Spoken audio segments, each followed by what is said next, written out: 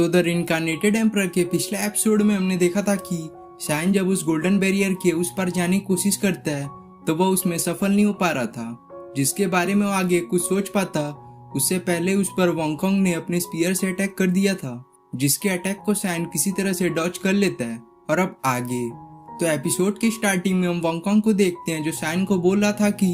तुम्हें क्या लगा तुम मुझे चकमा दे दोगे, आज मैं तुम्हारा चैप्टर हमेशा के लिए क्लोज कर दूंगा और अफवाह फैला दूंगा कि शाइन साइकिक टावर के इंटेंस प्रेशर से मारा गया, जो बोलकर वो अपने स्पीयर से शाइन पर अटैक कर देता है, जिसके अटैक को शाइन अपने गोल्डन रियून्स के हेल्प से काफी आसानी से रोक लेता है। तो वोंगकोंग उस गोल्डन रियून्स को देखकर काफी हैरान होता है क्योंकि उसे पता नहीं होता है कि यहाँ पर शाइन के पास गोल्डन रियून्स की पावर भी आ चुकी है, पर आगे वह कुछ कह पाता इससे पहले ही गोल्डन रियून्स के इम्पैक्ट से वह पीछे चला जाता है, जिससे अब वह शाइन पर और भी गुस्सा होता है क्योंकि यहाँ पर जो उसे इतना पावरफुल ट्रेजर मिल चुका था, इसलिए वो अपने स्पीयर को काफी तेजी से घुमाने लगता है, जिससे कई सारे स्पीयर के अटैक शाइन पर बढ़ने लगते हैं, जिसे देख अब शाइन अपने सर्पेंट बीस्ट को समन कर वोंगकोंग पर अटैक कर देता है। जो बीस्ट कई सारे वोंगकोंग के स्पीयर अटैक को डिस्ट्रॉय कर देता है, पर लास्ट में वोंगकोंग का एक स्पीयर उस बीस्ट को जा लगता है, जिससे वह बीस्ट वहीं पे गायब हो जाता है। पर शाइन यहीं पे नहीं रुकता और वह वोंगकोंग पर खुद ही अटैक करने का डिसीजन बनाता है, जिसमें वह जिग जैग पैटर्न में भागते हुए वोंगकोंग पर एक बहुत ही पावरफुल पंच का अटैक करता है, जिसे वोंगकोंग ने पहले से ही प्रिडिक्ट कर लिया था।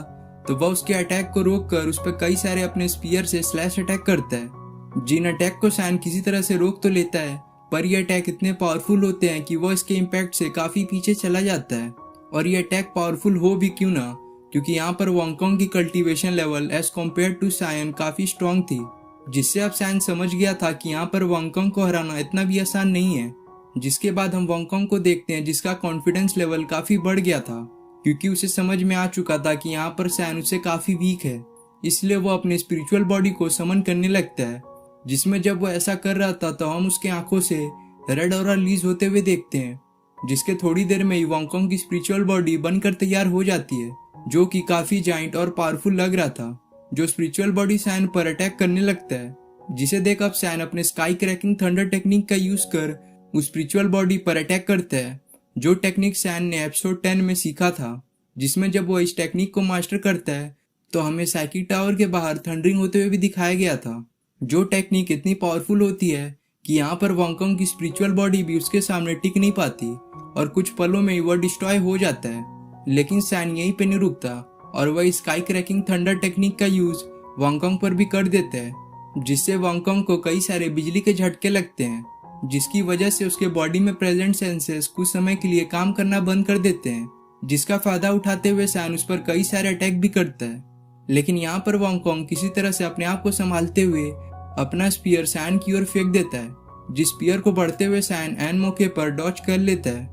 जिसको ऐसा करता देख वोंगकोंग बोलने लगता है तुम्हें क्या लगा तुम मेरे स्पीयर के अटैक को इतनी आसानी से डॉच कर लोगे, जो बोलकर वो अपने पास से रखा हुआ एक ट्रेजर को निकालता है, जिस ट्रेजर को देखकर शाइन वहां से हटने की कोशिश करता है। लेकिन यहाँ पर इस ट्रेजर की यही तो खासियत होती है कि यहाँ पर उसकी लाइट जिस पर भी पड़ती है वह बंदा कुछ समय के लिए वहीं पे फ्रीज हो जाता है, जिससे वोंगकोंग को मौका मिल चुका था कि वह इसका फायदा उठाकर शाइन को जान से मार दे। लेकिन सही टाइम पर शाइन अपने दिमाग का यूज कर अपने अभी के एब्जॉर्ब किए ग्लेस फायर को रिलीज करता है, जिसके कांटेक्ट में आते ही वह ट्रेजर वहीं पर डिस्ट्रॉय हो जाता है और यहाँ पर शाइन भी उस स्पीयर से सही टाइम पर बच जाता है, जिससे यहाँ पर वोंगकोंग काफी गुस्सा होकर एक स्पीयर फॉर्मेशन बनाकर शाइन पर अटैक करता है, जिससे अपने आप को डिफेंड करने के लिए शाइन यहाँ पर अपने फायर यूनिकॉर्न बीस्ट को समन करता है, जो बीस्ट काफी तेजी से बढ़कर उन सभी स्पीयर को डिस्ट्रॉय करने लगता है। और जितने समय में यह बीस्ट वोंगकोंग को उलझाए रखता है तब तक शाइन यहाँ पर अपने यिंग यांग पाम टेक्निक को बनाने लगता है, जिससे जैसे ही वोंगकोंग शाइन के फायर यूनिकॉर्न बीस्ट को सप्रेस करता है, वैसे तुरंत ही शाइन बिना समय गवाए वह यिंग यांग पाम टेक्निक का अटैक वोंगकोंग की तरफ कर देता है। जिस अटैक को बढ़ता देख वोंगकोंग यहाँ पर काफी हैरान होता है क्योंकि यह टेक्निक काफी एंशिएंट और पावरफुल होती है, इसलिए वो अपने फैमिली के एक सीक्रेट टेक्निक का यूज करने का डिसाइड करता है, जिसका नाम यहाँ पर 9 लेज स्पीयर फॉर्मेशन होता है, जिसमें जैसे ही वोंगकोंग एक फॉर्मेशन बनाता है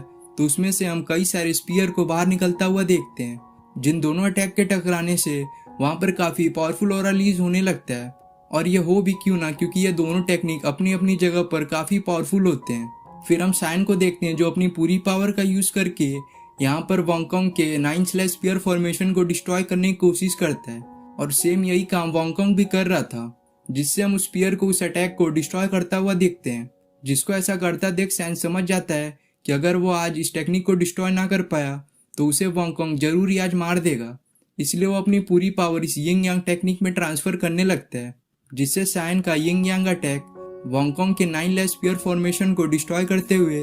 वॉन्गकोंग को हिट कर देता है, जिसके इम्पैक्ट से वॉन्गकोंग काफी पीछे चला जाता है और साथ ही में उसका पैर उस गोल्डन बैरियर में फंस जाता है, जिस बैरियर से वो अपने पैर जितना भी निकालने की कोशिश कर ले पर वो निकाल नहीं पाता। जिसके ऐसा करते हम उस गोल्डन बैरियर से एक गोल्डन ड्रैगन बाहर निकलता हुआ देखते हैं, जो गोल्डन ड्रैगन काफी पावरफुल लग रहा था और वो आते ही यहाँ पर वॉन्गकोंग पर अटैक करके उसे वहीं पे मार देता है। जिसके बाद हमें थोड़ी देर बाद का सीन दिखाया जाता है, जहाँ पर सैन इस यिंग यांग टेक्निक के यूज करने के कारण काफी थक चुका था और उसके माउथ से हम ब्लड बाहर आता हुआ भी देखते हैं। तो सैन बोलने लगता है कि यह टेक्निक काफी पावरफुल है, इसलिए मुझे इस टेक्निक का यूज क्रिटिकल मूवमेंट पर ही करना पड़ेगा। जो बोलकर वो अपने पास एक एलेक्सिर निकाल कर उसे वहीं पर कंज्यूम करके कल्टीवेशन करने लगता है। जिसके थोड़ी देर कल्टीवेशन करने के बाद जब सैन अपने पावर को वापस से रीगेन कर लेता है तो वह इस गोल्डन बैरियर की ओर बढ़ता है और सोचता है कि यह गोल्डन बैरियर काफी पावरफुल है, क्योंकि यहाँ पर जब मैंने इसे पहली बार टच किया था तो मुझे इसके अंदर कुछ काफी पावरफुल होने का एहसास हुआ था। इसलिए वह डिसाइड करता है कि वह इस बैरियर को फोर्सफुली पार करने की कोशिश करेगा, जिसमें वह झाव से मिले हुए स्पिरिट टूल का भी यूज करता है। जो स्पिरिट टूल सैन को एक शील्ड में कवर कर लेता है, जिससे सैन जब दौड़ते हुए उस गोल्डन बैरियर को पार करने की कोशिश करता है तो वह इसमें कामयाब हो जाता है। जिसके बाद हमें गोल्डन बैरियर के उस पार का सीन दिखाया जाता है, जहाँ पर सैन जैसे ही पहुंचता है तो उसका स्पिरिट टूल से बनाया हुआ शील्ड चुटकियों में डिस्ट्रॉय हो जाता है और साथ ही में हम उसके पीछे से उस गोल्डन ड्रैगन को भी बाहर आता हुआ देखते हैं। जो गोल्डन ड्रैगन सैन पर काफी तेजी से दहाड़ने लगता है, लेकिन सैन यहाँ पर अपने स्मार्टनेस को दिखाते हुए गोल्डन ड्यून शील्ड का अटैक उस ड्रैगन पर कर देता है, जिस अटैक को लगते ही हम कई सारे स्पेल्स को आसमान में देख पाते हैं, जिससे वह ड्रैगन वहीं पे गायब हो जाता है। जिसके बाद हम सैन को उस जगह को एक्सप्लोर करता हुआ देखते हैं, जो घूमते घूमते एक और गोल्डन बैरियर के पास पहुंचता है, जिसे देख सैन काफी हैरान होता है, क्योंकि कुछ समय पहले ही उसने एक गोल्डन बैरियर को पार करके इस जगह पर आया होता है। जो आगे कुछ सोच पाता तभी हम उस गोल्डन बैरियर से एक रेड बॉल बनता हुआ देखते हैं, जिसके बनते ही यहाँ पर सैन पर बहुत ज्यादा प्रेशर पड़ने लगता है। जिस प्रेशर को सैन किसी तरह से शुरू में तो कंट्रोल करने की कोशिश करता है, पर वह प्रेशर काफी पावरफुल था, जिसकी वजह से वो अपने घुटने के बल आ जाता है। जिसके बाद हम उस रेड बॉल को देखते हैं, जिसके अंदर से